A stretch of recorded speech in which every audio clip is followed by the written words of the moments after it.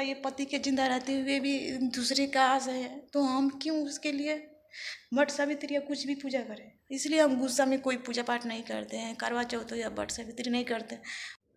Hello दोस्तों, तो आज वट सावित्री का पूजा था और गांव में ये सब औरतें बहुत लोग मानती हैं, लोग गांव की औरतें, और गांव के हो या बाहर के कहीं के भी औरत मानेगी, सुहागी लोग बहुत करती है ये सब वट सावित्री का पूजा, या करवा चौथ हो, ये सब बहुत करती है। हम जब कुंवार थे तो औरत लोग को देखते थे, मेरी माँ भी करती है, दीदी भाभी लोग, तो हम देखते थे तो हमको अच्छा लगता था। वो पैर में डोरा ऐसे लपेटती है लोग और पूरा दुल्हन की तरह सजती है लोग आज, और करती है सब औरत। तो हम सोचते थे कि हम मेरा भी शादी हो जाएगा तो हम भी करेंगे ये सब। तो हमको क्या पता था कि शादी करने के बाद मेरा ऐसा हरामी पति मिलेगा, दुनिया का सबसे खतरनाक। तो हम नहीं करते हैं, इसीलिए कोई पूजा पाठ नहीं करते हैं। और क्यों करें उसके लिए।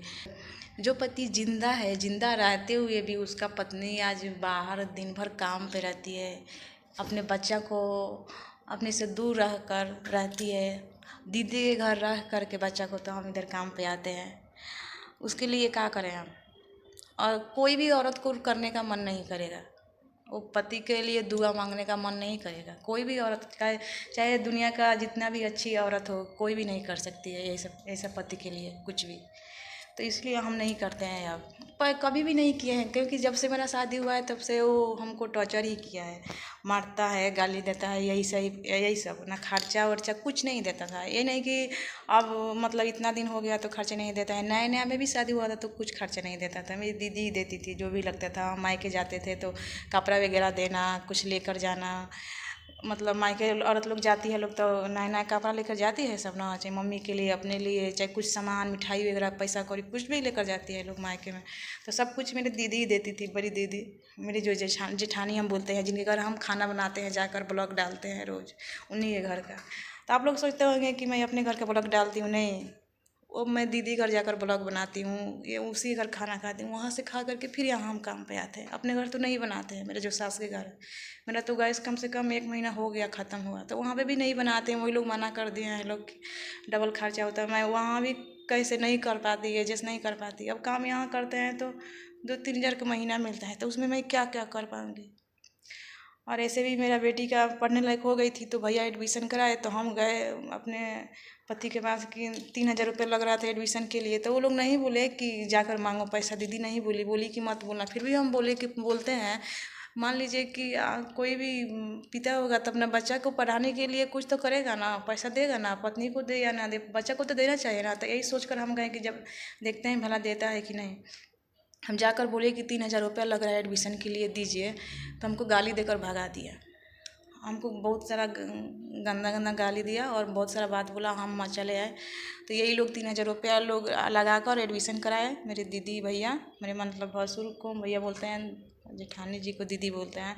कोई ऐसे 500 रुपया, हम 500 रुपया यही लोग देते हैं हर महीना में, एडमिशन भी कराई, चाहे कापी कलम का कुछ भी खर्चा हो, हम लोग खाते पीते हैं, हम मेरा कपड़ा वगैरह कुछ भी हो, चप्पल जूता कुछ भी हो, वही लोग देते हैं, या फ़ोन का रिचार्ज हो, कुछ भी हो, वही लोग कराते हैं। तो बताइए, पति के जिंदा रहते हुए भी दूसरे का आस है, तो हम क्यों उसके लिए वट सावित्री या कुछ भी पूजा करें। इसलिए हम गुस्सा में कोई पूजा पाठ नहीं करते हैं, करवा चौथ या वट सावित्री नहीं करते।